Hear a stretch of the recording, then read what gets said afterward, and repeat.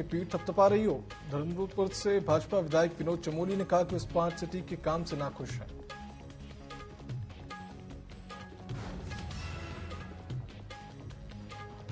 एक अक्टूबर से सभी वाहनों की फिटनेस जांच ऑटोमेटिक। केंद्र सरकार के आदेश के बाद परिवहन विभाग की तैयारियां पूरी। वाहनों की जांच के लिए 12 ऑटोमेटेड फिटनेस टेस्ट सेंटर खोले गए।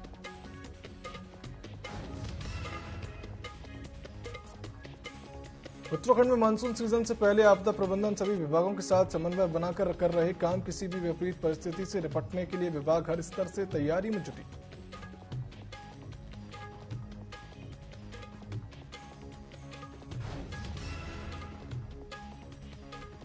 और मौसम विभाग के जारी पूर्वानुमान के एक बार फिर सटीक साबित। सरोवर नगरी नैनीताल में बीती रात मौसम ने अचानक अपना रंग बदला। तापमान में भी काफी गिरावट की गई दर्ज।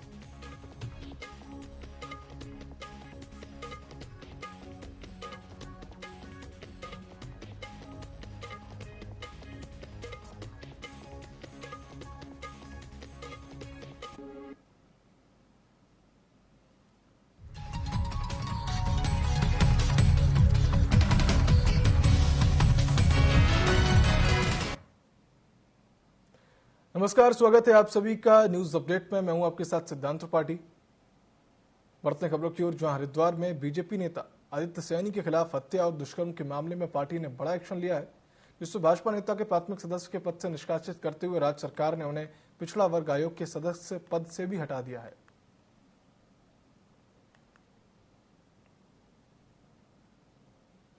पौड़ी के लोगों को स्वरोजगार से जोड़ने के लिए जिलाधिकारी आशीष चौहान ने अधिकारियों की बैठक ली है। उन्होंने अधिकारियों को निर्देश दिया कि स्वरोजगार के लिए आ रहे आवेदनों की जांच कर उन्हें योजना से लाभान्वित करें, ताकि वे समय पर योजना का लाभ उठा सकें। उन्होंने आवेदकों से स्वरोजगार योजना में होम स्टे और वाहन मदद के कार्यक्षेत्र के बारे में जानकारी ली है। जिलाधिकारी ने आवेदकों से कहा कि समय पर बैंकों में अपने दस्तावेज जमा करें, जिससे बैंक को ऋण देने में आसानी होगी।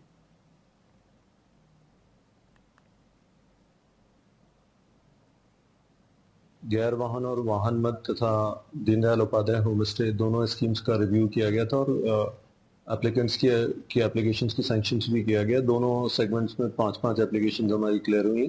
जो जनपद का वार्षिक टारगेट है वो 10 व्हीकल्स में है और 6 नॉन व्हीकल कैटेगरी में है और 20 का हमारा होम स्टे का टारगेट है। मुझे उम्मीद है कि जो अंडर कंसिडरेशन अभी रखे गए हैं, अगर वो सारे केसेस टेक अप होते हैं तो हम आसानी से अपने टारगेट को अचीव करेंगे। मान्यवर, मैं राठ क्षेत्र से आता हूं। मेरा जो है जनपद पौड़ी गढ़वाल के विकासखंड पाबो के अंतर्गत जो भरसार विश्वविद्यालय के निकटस्थ जो है स्थान नौठा बाजार है, वहां पर एक्चुअल में के ऊपर फॉरेस्ट है। इधर से जो है जिला मुख्यालय से 48 किलोमीटर पर जो है वो स्टेशन है और वहां से जो है थैलीसैंड जो पड़ता है वो भी 42 किलोमीटर पड़ता है। उसका मध्यांतर केंद्र है। तो एक्चुअल में बीच में कहीं भी रुकने का साधन नहीं है। मेरे पास कभी कभी पहले भी यहाँ पर मैंने एक मेरे पास लॉज था वैसे, तो कोरोना काल के बाद मैंने बंद कर दिया था। बद्रीनाथ विधानसभा उपचुनाव को लेकर भारत निर्वाचन आयोग के सामान्य प्रेक्षक अनीता रामचंद्रन की अध्यक्षता में गुरुवार को जिला कार्यालय सभागार में राजनीतिक दलों के अभ्यर्थियों एवं पदाधिकारियों के साथ बैठक हुई। बैठक में राजनीतिक दलों को उपचुनाव कार्यक्रम के बारे में विस्तार से जानकारी दी गई है। सामान्य प्रेक्षक ने कहा कि सभी राजनीतिक दल चुनाव प्रचार के दौरान आदर्श आचार संहिता का पूरी तरह से पालन करें। कहीं पर कोई भी समस्या शिकायत हो तो सीधे उनसे भी संपर्क कर सकते हैं। उप जिला निर्वाचन अधिकारी विवेक प्रकाश ने राजनीतिक दलों को मतदेय स्थल एवं पंजीकृत मतदाताओं के बारे में जानकारी दी।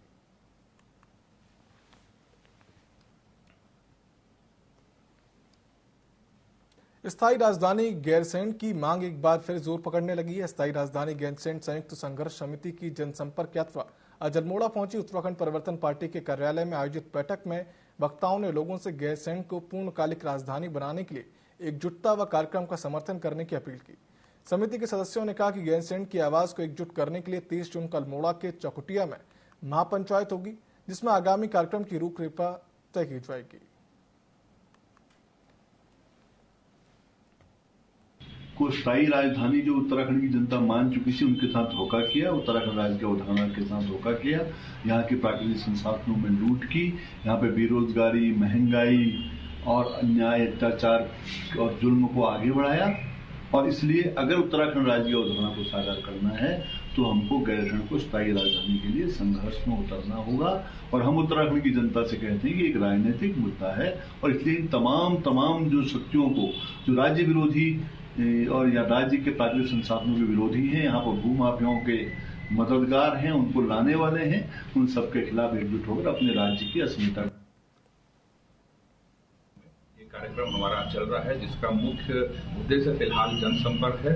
जनता के द्वारा जितना प्रचार प्रसार किया जाएगा, जनता को समझाया जाएगा कि उत्तराखंड की राजधानी गैरसैंण होना क्यों आवश्यक है। इस प्रोग्राम में लगे हुए हैं। ये हमारा सेकंड फेज था। फर्स्ट फेज में हम लोग कर्णप्रयाग, पौड़ी, मायथान और गैरसैंण में हम लोगों ने मीटिंग रखी थी, लोगों से संपर्क किया था। सेकंड फेज में अभी 4-5 दिन पहले दिल्ली, रामनगर, हल्द्वानी और आज यहाँ पर अल्मोड़ा आए हुए हैं। जिसके पश्चात 30 जून को चौकटिया में महापंचायत होगी, इसमें सारे एक्टिविस्ट इकट्ठा हो रहे हैं और 8 अगस्त से होने वाले कार्यक्रम के बारे में ये विचार विमर्श किया जाएगा। अपर जिलाधिकारी के मिश्रा ने गुरुवार मानसून सीजन के दृष्टिगत सड़क सुरक्षा को लेकर NH 94 चंबा कंडी सौड़ मोटर मार्ग का स्थलीय निरीक्षण किया। निरीक्षण के दौरान ADM ने BRO के अधिकारी को सड़क किनारे की चौक नालियों की साफ सफाई करने, भूस्खलन क्षेत्रों में सड़क की दोनों साइड साइनेज बोर्ड लगाने, कोटीगाड़ पुल को बिना लोड टेस्टिंग के न खोलने, भूस्खलन क्षेत्र संयासू में सड़क सुरक्षात्मक कार्यों को लेकर संबंधित से समन्वय कर प्राथमिकता के आधार पर कार्यों को करने के निर्देश दिए।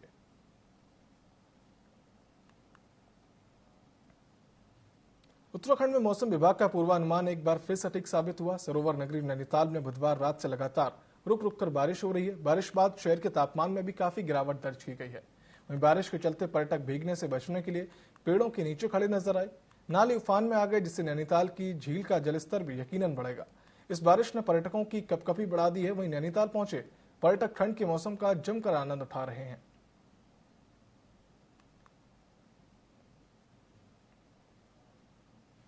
उधम सिंह नगर में अपराधियों के हौसले लगातार बुलंद हो रहे हैं। अपराधियों को पुलिस का कोई खौफ नहीं है, इसलिए अपराधी अपराध करने में गुरेज नहीं कर रहे। ऐसा ही एक आज मामला सामने आया, जहां जिला मुख्यालय रुद्रपुर के सामने एक दिन दहाड़े एक युवक को नकाबपोश बाइक सवार पर बदमाशों ने ताबड़तोड़ गोलियां चलाई। वहीं युवक भागकर अपनी जान बचाने की कोशिश करता रहा। पूरी वारदात में पास लगी एक CCTV कैमरे में कैद हो गई है। बेसिकली ये पीड़ित जो है गदरपुर से हैं और अभी हम लोग इसमें घटना के कारणों की जांच कर रहे हैं और जो हमलावर है उसको भी हम आइडेंटिफाई करने का प्रयास कर रहे हैं। और जस्ट 2 घंटे पहले की घटना है, तो हम काम कर रहे हैं इस पे और शीघ्र ही हम लोग जो इसमें अभियुक्त हैं उनकी गिरफ्तारी और घटना का अनावरण हम लोग करेंगे। चमोली के जोशीमठ मुख्य बाजार में बीती रात चोरी का मामला सामने आया, जहां चोर दुकान में ताला तोड़कर 13 मोबाइल सहित नकदी उड़ा ले गए। वहीं दुकानदार की शिकायत पर पुलिस मामले की जांच में जुट गई है, साथ ही जल्दी खुलासे की बात कह रही है।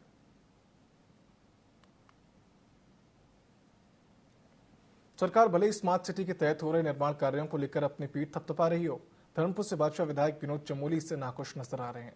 वहीं ड्रेनेज सिस्टम को लेकर सवाल उठाते हुए उन्होंने कहा कि पूरे देहरादून के लिए 2000 करोड़ का ड्रेनेज सिस्टम प्लान लाया जा रहा है। इससे यह तो साफ हो गया है कि स्मार्ट सिटी के तहत जो काम हुए हैं वे बिना प्लानिंग के किए गए हैं।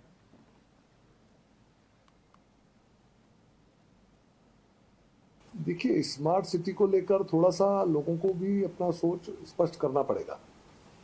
स्मार्ट सिटी का प्रोजेक्ट पूरे शहर में नहीं था, 10.5 वार्डों में है।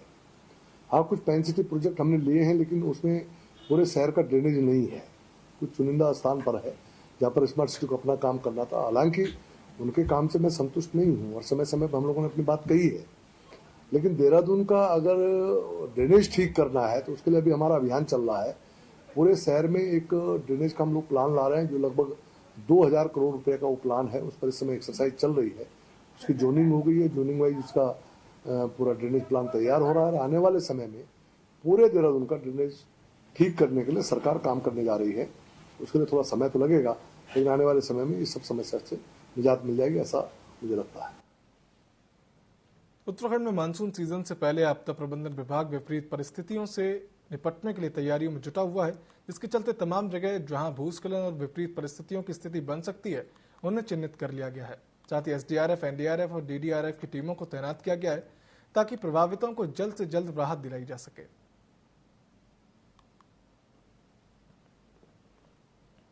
देखिए, जो हॉटस्पॉट्स हैं लैंडस्लाइड के, लैंडस्लिप के, उसी अनुसार हमारी इक्विपमेंट्स का, मशीनों का डिप्लॉयमेंट होता है। जो PWD डिप्लॉय करता है वो हॉटस्पॉट्स के हिसाब से ही करता है।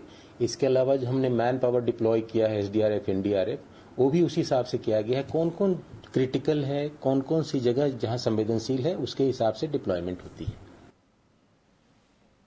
देखिए, केंद्र सरकार ने 1 अक्टूबर से सभी वाहनों की फिटनेस जांच ऑटोमेटिक कराए जाने का आदेश जारी किया। उत्तराखंड परिवहन विभाग ने इसके लिए सभी तैयारियां पूरी कर ली। संयुक्त परिवहन आयुक्त सनत कुमार सिंह ने बताया कि प्रदेश में वाहनों की जांच के लिए 12 ऑटोमेटेड फिटनेस टेस्ट सेंटर बनाए जा रहे हैं। इनमें से 4 सेंटर देहरादून, रुद्रपुर, हरिद्वार और हल्द्वानी में ऑटोमेटेड फिटनेस टेस्ट सेंटर शुरू हो चुके हैं।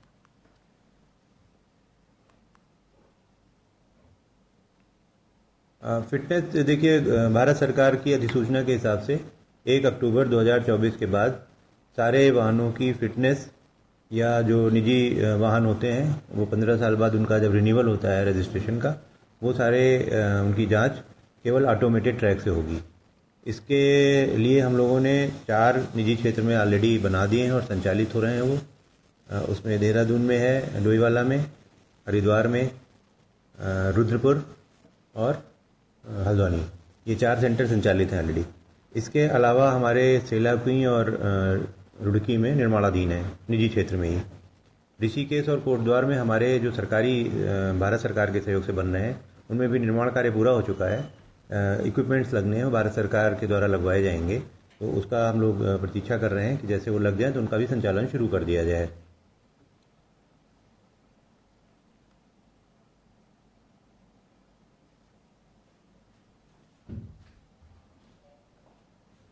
उत्तराखंड को अवैध खनन के धंधों से मुक्त कराने के लिए वन विभाग की टीम ताबड़तोड़ कार्रवाई कर रही है।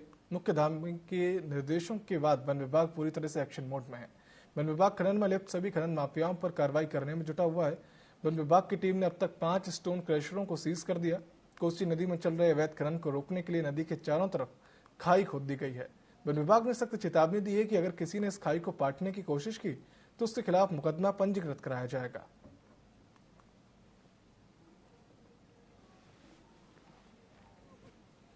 देखिए, अवैध खनन कोसी और दाबका नदियों में जो हमारी अवैध खनन की जो घटनाएं हो रही थी, इनके विरुद्ध एक इस तरह से किया गया है कि एक पूरे हम अपने डिवीजन से और खान विभाग और पुलिस विभाग सबकी संयुक्त तरीके से मिल करके हम लोग एक अभियान चला रहे हैं और इसमें कोशिश ये कर रहे हैं कि अवैध खनन पर पूर्ण रूप से जो है रोक लगा दी जाए।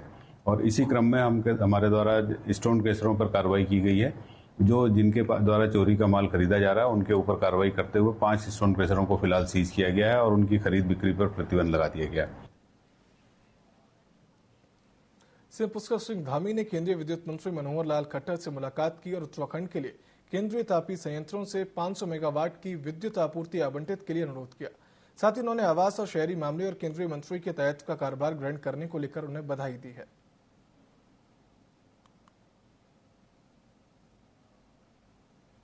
उत्तराखंड में मौसम विभाग ने भारी बारिश का अलर्ट जारी किया है। मौसम विज्ञान केंद्र देहरादून के निदेशक डॉक्टर विक्रम सिंह ने देहरादून, पौड़ी, बागेश्वर और ऊधम सिंह नगर में भारी बारिश का येलो अलर्ट जारी किया है।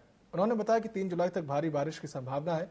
साथ ही 28-29 जून को उत्तराखंड के कुछ हिस्सों में मानसून के दस्तक देने की भी संभावना है। इस दौरान उन्होंने पहाड़ की यात्रा करने वाले लोगों से विशेष सावधानी बरतने की अपील की है। उन्होंने कहा कि बारिश के दौरान किसी सुरक्षित स्थान पर यात्री इंतजार करें। 24 आवर्स में बात करें तो अनेक जगहों तक में बारिश मिली, हल्की से मध्यम, और भारी वर्षा भी चक्राता में मिली है करीब 70 mm, और इसी तरह 69 mm जो है धारचूला में भी रही है। तो ठीक है, रेनफॉल एक्टिविटी अब शुरू हो गई है प्रदेश में अगर देखा जाए। और आज भी मैं बात करूं तो ज़्यादातर जगहों में आपको बारिश मिलेगी।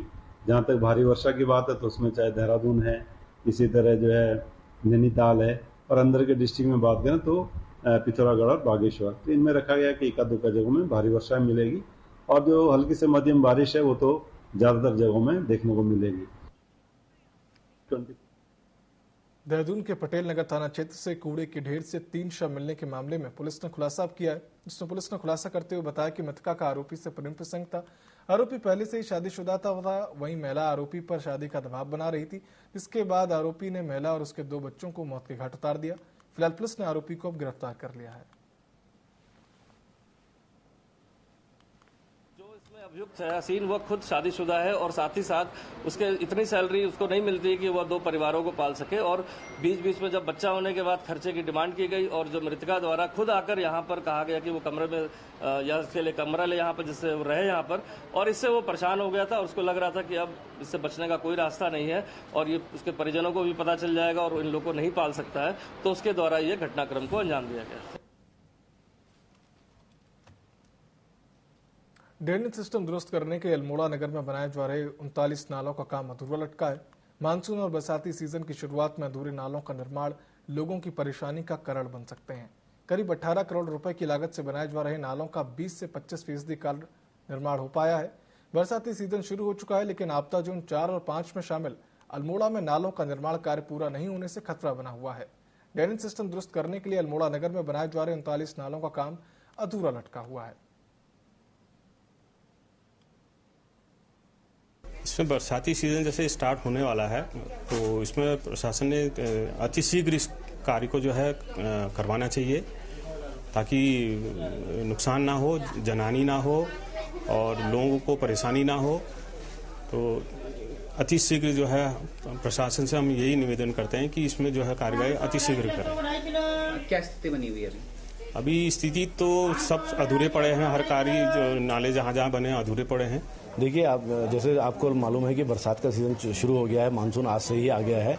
ये काम तो मई में ही लगभग मिड तक पूरा हो जाना चाहिए था। ये शासन और प्रशासन की जो सुस्त रवैया है उसी का ये सब हाल है कि जो अभी तक नाले नहीं बन पाए हैं। और अब आप क्या लग रहा है कि आपको नाले बनेंगे? अब तो नाले बनेंगे नहीं, बरसात के बाद ही काम जाएगा। तो ये बरसात जो है शहर को ऐसी ही झेलनी पड़ेगी बिना नालों के। उत्तराखंड प्रदेश के महामहिम राज्यपाल गुरमीत सिंह जनपद भ्रमण पर आज काशीपुर पहुंचे। राज्यपाल आज 10:30 बजे राजभवन नैनीताल से कार में प्रस्थान कर 12:50 पर मंडी गेस्ट हाउस काशीपुर पहुंचे। काशीपुर मंडी गेस्ट हाउस पहुंचने पर अपर जिलाधिकारी पंकज उपाध्याय, उप जिलाधिकारी अभय प्रताप सिंह, गौरव चटवाल, एसएसपी अभय कुमार सिंह ने पुष्प गुच्छ देकर राज्यपाल का स्वागत किया। मंडी गेस्ट हाउस पहुंचने पर राज्यपाल को गार्ड ऑफ ऑनर भी दिया गया। इस आदमी ने फौज में भी इतनी ऊंची पोस्ट तक मतलब ये काम किया हो, इतनी उम्र तक काम किया हो और आज वो गवर्नर की पोस्ट पर काम कर रहा हो, तो उसे नॉलेज है। बहुत धार्मिक उनमें मैंने ही पाया, तो उनमें राजनीतिक नॉलेज भी है, धार्मिक नॉलेज भी है। और धार्मिक नॉलेज के ऊपर काफ़ी उनका मैं समझता हूँ कि ज्ञान उनके बीच में है, जिसके ऊपर उन्होंने काफ़ी देर तक हमसे चर्चा वार्ता की। और अब वो के रास्ते में हैं, जा रहे हैं। कभी न कभी मैंने कहा था कि आप आइए और यहाँ पर खुले समाज में एक बार आप काशीपुर का मौका दें, तो उन्होंने उसको स्वीकार। न्यूज अपडेट पे फिलहाल इतना ही। आप देखते रहिए TV24। नमस्कार।